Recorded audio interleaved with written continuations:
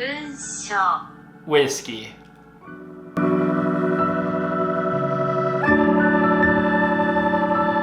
Welcome back to Tipsy Whiskey Shenanigans. I'm Steven. I'm Alec. And today we review our first ever Japanese whiskey. What do you call it?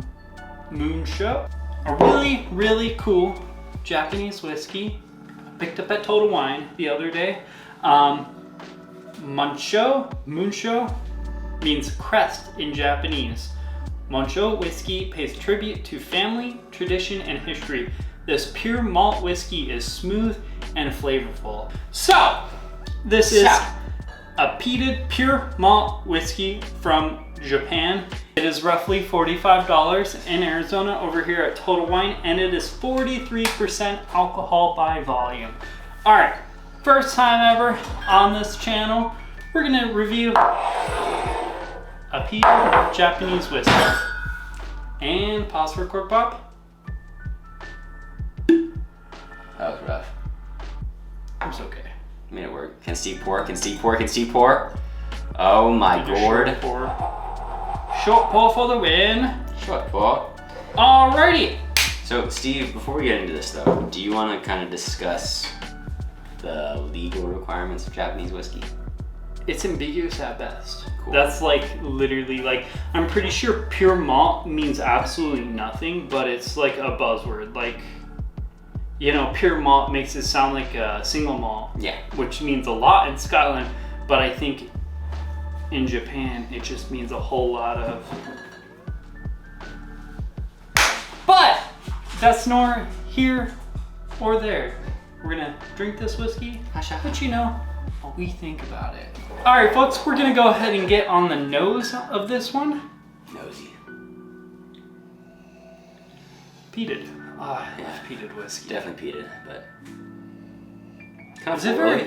Yeah, it's a very light floral peat though. It's not like a Lefroy 10 where it's like super ashy. Like it's like nice like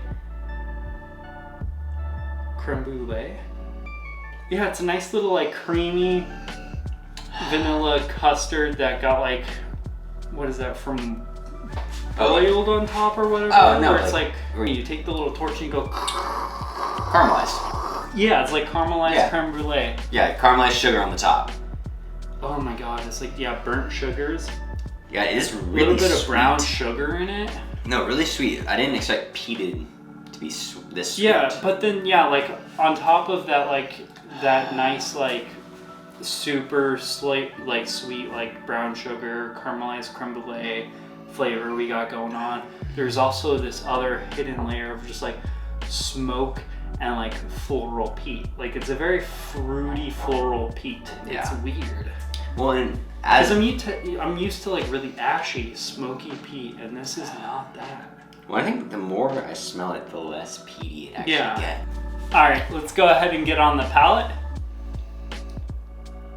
Tastes more peated. Okay, that's nice though, because it's super fruity and floral. Like where it was all just like sweet candied, like creme brulee on the nose.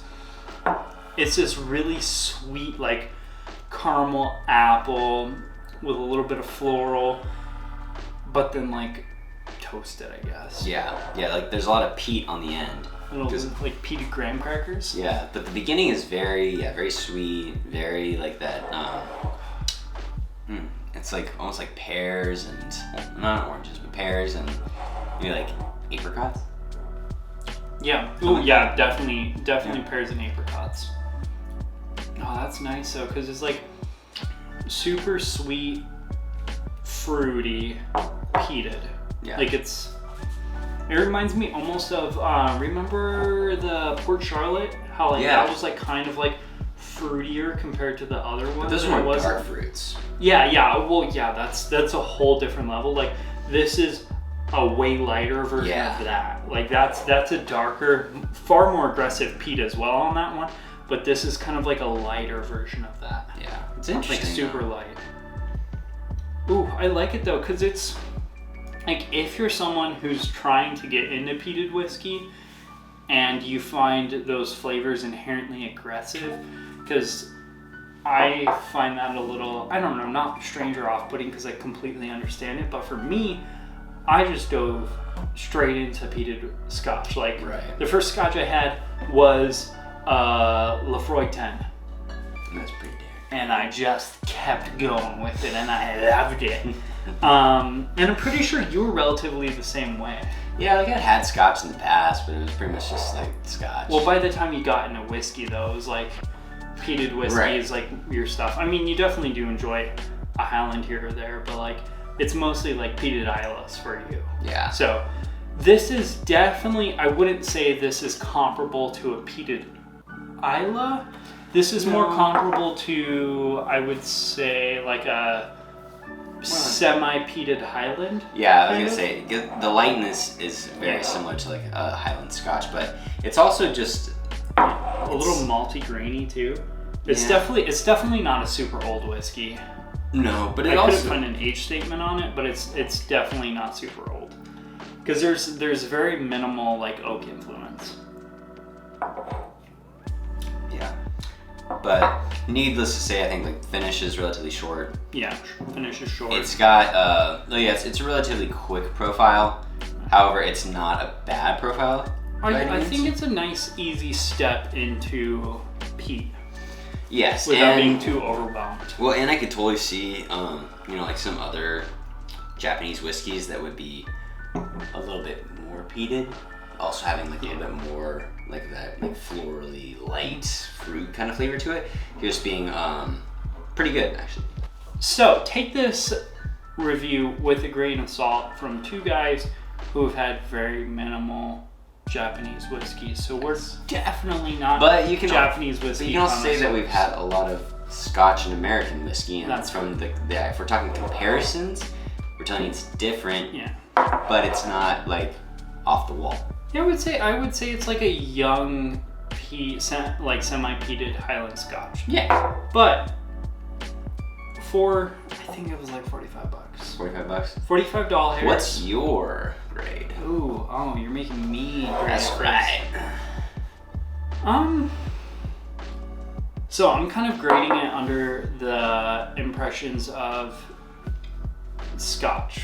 Okay. Because a lot of Japanese whiskey, they basically try to emulate Scotch usually. Yes. So I'm kind of like keeping it in the same realm of like, if this was Scotch, how would I feel about it? And I'm gonna give it a solid B-. I like it. It's just not. It's not the kind of peat I personally love, but I do see where it would be great, and it would be amazing for some people. For me, there's just, for that amount of money, there's just better offering. No, I'm actually gonna put it pretty much right on the dollar with you too. Yeah, B-, because yes, I guess as far as Scotch goes, anything that's under $50 is pretty. Again, this is Japanese whiskey. Yes. We just don't really have a baseline of Japanese whiskey, so we're basing it off of Scotch because we know they inherently try to emulate Scotch. Right. So if you were to take Scotch, like Scottish Scotch, Japanese whiskey, and you put them in the same realm, this bad boy comes in at a price range that's actually not too bad. Honestly, it's relatively cheaper on the Scotch side, but as far as flavors go, it's a little weird. I could see it being that like this could be like a really good midday kind of drinker. Yeah. If I was looking for like a peated Scotch in the middle of the day, that's just light. I think this would be one of the top ones. Yeah. I'm just kind of, I don't know, I'm disappointed because I like the nose far more than I did the palate. And the finish was like non-existent. But it's 43%. Yeah. That being said, I do think it is a pretty solid bottle. So if you are someone who is into lighter peated stuff, I say give it a shot. You know, anything a B- and above is a full send in my book. Like if you have the money and you're looking for something, you can't go wrong with anything a B- and above. And we do take price into consideration, so like correct. You know, that's a pretty big thing. So Tipsy Whiskey Shenanigan gives Monsho peated Japanese whiskey a B-. I wanted it to follow more in one direction. Yeah. Like it was caught in this whole like fruity sweetness, and then the smokiness where like Yeah. on the nose it was all like fruity sweetness, and then in the palate it was like a little bit of like fruity floralness, and then some peat, and it just didn't feel put together. But that's gonna be a wrap for this video. Please do us a favor, like, comment, subscribe. Let us know what you thought about this video.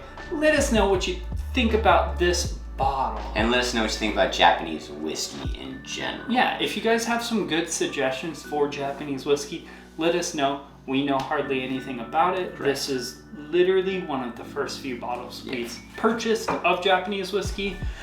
The first one we are going to give you guys a review for.